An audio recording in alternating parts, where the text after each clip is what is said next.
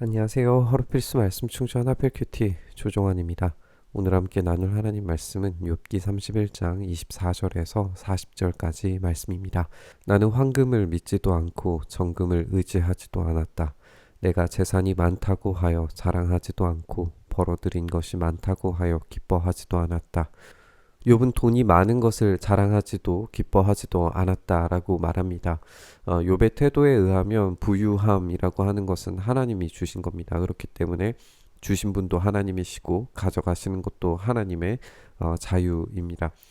단지 이 재물이라고 하는 것은 허락받은 것일 뿐이죠. 따라서 자랑의 요소도 기쁨의 근거도 될 수 없습니다. 물질을 얼마나 책임있게 사용하는가에 대한 문제에서 욥과 같은 태도를 취하는 게 얼마나 어려운지를 생각하게 됩니다. 하나님이 주신 것이기 때문에 그것을 가난하고 어려운 자들을 위해서 베풀고 나누는 게 어렵지 않게 느껴지는 것은 얼마나 어려운 일일까요? 그것이 욥의 재물관이었습니다. 해가 찬란한 빛을 낸다고 하여 해를 섬기지도 않고 달이 밝고 아름답다고 하여 달을 섬기지도 않았다. 해와 달을 보고 그 장엄함과 아름다움에 반하여 그것에다가 절을 하는 사람들이 있다. 해와 달을 경배하는 표시로 제 손에 입을 맞추기도 한다. 그러나 나는 그렇게 하지 않았다. 그런 일은 높이 계신 하나님을 부인하는 것이므로 벌로 사형을 받아도 마땅하다. 자연 만물의 이 장엄함을 보고 그 위대함에 눌려서 그것을 경배하고 숭배하는 것은 매우 기초적인 종교심의 발흥입니다. 욥은 그런 것을 분명하게 우상 숭배로 규정하고 그런 일은 버리지 않았다라고 단언합니다. 우상 숭배는 사형을 받아도 마땅하다라고 결론을 내리고 있어요. 우리 시대의 우상 숭배는 더 치밀하고 은밀한 방식으로 이루어지는 것을 생각을 해보게 됩니다. 이 시대의 우상 숭배는 과학과 쾌락으로 부를 수 있을 것 같아요. 해와 달의 장엄함과 아름다움이 잘못된 것이 아니듯이 과학과 쾌락이라고 하는 것이 그로부터 오는 장엄함과 즐거움이 결코 잘못된 것은 아닙니다. 하지만 그것을 숭배하는 방식은 철저히 하나님을 배척하는 것이고 오염될 수밖에 없습니다. 과학이라고 하는 이름으로 불리는 수만 가지의 하나님 죽이기와 쾌락을 추구하는 인간 숭배는 결합해서 최악의 우상 숭배를 만들어냅니다. 그 끝과 결과는 결코 긍정적이지 않을 수밖에 없습니다. 내 원수가 고통받는 것을 보고 나는 기뻐한 적이 없다. 원수가 재난을 당할 때에도 나는 기뻐하지 않았다. 나는 결코 원수들이 죽기를 바라는 기도를 하여 죄를 범한 적이 없다. 우리는 욥이 원수들을 향해서 하나님께서 복수해 주시기를 구했었던 기도를 떠올릴 수 있습니다. 그렇다면 이 복수를 위한 기도와 오늘의 죽기를 바라는 기도는 어떤 차이가 있을까요?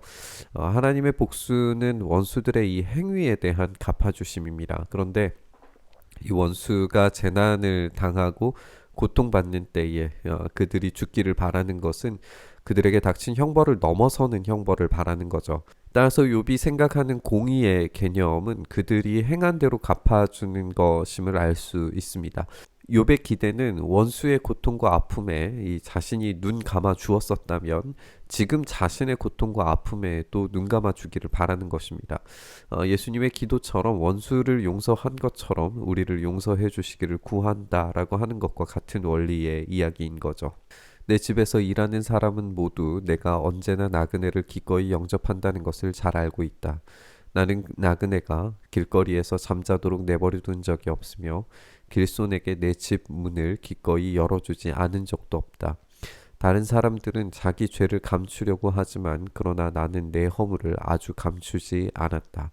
사람들이 무슨 말로 나를 헐뜯든지 나는 그것을 전혀 두려워하지 않았다. 남에게서 비웃음을 받을까 하여 입을 다물거나 집 안에서만 머무르거나 하지도 않았다. 욥은 매우 훌륭한 인격을 가진 사람으로 보여집니다. 그는 다른 사람에게 인격적으로 대할 수 있는 것과 마찬가지로 자신을 매우 엄격하게 다룸으로써 모든 사람에게 열린 포용심을 가진 그런 인물로 보여집니다. 이로써 이 허물은 있지만 기꺼이 품 안에 품을 수 있는 커다란 인격을 가진 사람에게 이 존중과 존경이 뒤따르리라는 것은 당연할 겁니다. 그렇게 욥이 존경과 존중을 받은 거죠. 그렇기 때문에 이 정의롭고 공의로운 약자들을 보살필 수 있는 그런 실력이 있었을 거다라고 우리가 생각을 해볼 수 있습니다. 어떻게 해서든지 남을 비방하고 헐뜯고 잘못을 감추기에 급급한 시대에 이런 인격, 이 포용력은 참 도전이 되는 것 같습니다. 내가 한 이 변명을 들어줄 사람이 없을까 맹세코 나는 사실대로만 말하였다. 이제는 전능하신 분께서 말씀하시는 대답을 듣고 싶다. 내 원수가 나를 고발하면서 뭐라고 말하였지. 내가 저지른 죄가를 기록한 소송장이라도 있어서 내가 읽어볼 수만 있다면 나는 그것을 자랑스럽게 어깨에 메고 다니고 그것을 왕관처럼 머리에 얹고 다니겠다. 나는 내가 한 모든 일을 그분께 낱낱이 말씀드리고 나서 그분 앞에 떳떳이 서겠다. 내가 가꾼 땅이 훔친 것이라면 땅 주인에게서 부당하게 빼앗은 것이라면 땅에서 나는 소산을 공짜로 먹으면서 곡식을 기른 농부를 굶겨 죽였다면 내 밭에서 밀 대신 찔레가 나거나 보리 대신 잡초가 돋아나더라도 나는 기꺼이 받겠다. 이것으로 욥의 말이 모두 끝났다. 지금까지 욥의 발언을 되짚어 보면 이 욥은 지혜에 대한 찬가를 부른 후에 자신이 얼마나 존중과 존경을 받는 인물이었는가를 설명하고 그 이후에 자신이 당한 육체적인, 심리적인, 사회적인 고통들에 대해서 열거한 뒤에 자신이 얼마나 하나님 앞에 정직하게 살려고 노력했는지에 대해서 이야기합니다. 이제 이 변명을 들어줄 사람은 오로지 하늘에 계신 중보자를 통해서 하나님만 들어주셔야 합니다. 그것은 정말 간절하게 원하는 바람입니다. 욥은 자신의 소송장을 자랑스럽게 어깨에 메고 왕관처럼 머리에 쓰겠다라고 말하고 있습니다. 이것이 바로 나의 소송장이라면 그에 합당한 벌을 받아야 된다면 자랑스럽게 쓰고 다니겠다라고 말하고 있습니다.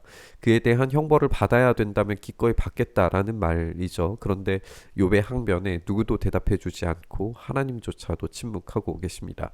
그런데 지금 욥의 이 소송장은 바로 자신이 써내려간 자신의 삶 그 자체라는 것을 우리가 발견하게 됩니다. 자신이 어깨에 메고 왕관처럼 머리에 쓰겠다라고 하는 것은 자신이 살아온 인생의 흔적들이죠. 그것은 어깨에 메어야 할 열매이고 왕관처럼 머리에 써야 할 면류관입니다. 그 열매와 면류관이 비참하고 고통스럽게 짝이 없다는 것이 이 욥이 겪고 있는 비극인 거죠. 이 말도 안 되는 소송장을 우리 예수님께서 받아드셨다라는 것을 우리가 생각해 보게 됩니다. 예수님은 무고를 당하셨어요. 죄 없으신 분께서 이 만들어진 죄목들로 고발 당하셨고 그분의 머리 위에 씌어진 죄의 명패는 유대인의 왕이라고 쓰여진 것이었습니다. 고발한 자들의 소송장이 우리 주님의 명패가 되었습니다. 그것은 사실 허위 고발이 아니라 진실이었어요. 그들은 허위로 고발한 것이었지만 그것이 진짜 사실이었습니다. 예수님은 참으로 유대인들의 왕이셨습니다. 그 억울한 죽음을 뚫고 부활하심으로써 그 모든 허위를 적발하시고 정의와 공의를 하나님께서 반드시 갚으신다는 사실을 부활로써 증명해내셨습니다. 우리의 삶은 우리의 열매이고 면류관이 될 겁니다. 그것이 지금은 고통스럽고 아픈 것일지라도 반드시 승리의 면류관으로 바꾸실 날이 올 겁니다. 그 날을 기대하고 소망하면서 최선을 다해서 우리의 소송장이 원수들에 의해서 왜곡되지 않도록 우리 주님을 붙들고 그렇게 끝까지 열매 맺는 인생을 살아야 되는 줄 믿습니다. 우리의 삶 그 자체가 소송장이 된다면 우리는 최선을 다해서 살아낼 수밖에 없습니다. 그것을 통해서 이 소송장을 통해서 우리를 허위로 고발하는 모든 것들을 무위로 돌리시고 그 허위 고발을 사실로 바꾸어 내셔서 주님 붙들고 사는 인생이 얼마나 가치 있는 것이었는가를 부활의 영광으로 우리에게 증명해 내실 겁니다. 그렇기 때문에 우리는 이 면류관을 향해 달려가는 인생 살기를 다시 한번 다짐했으면 좋겠습니다. 그 승리를 바라면서 오늘 이 말씀 묵상하며 기도의 자리로 나아가시죠. 주님, 그렇게 우리의 인생의 소송장이 우리의 삶으로 살아낸 믿음의 일보고 믿음의 전진임을 우리가 다시 한번 붙듭니다.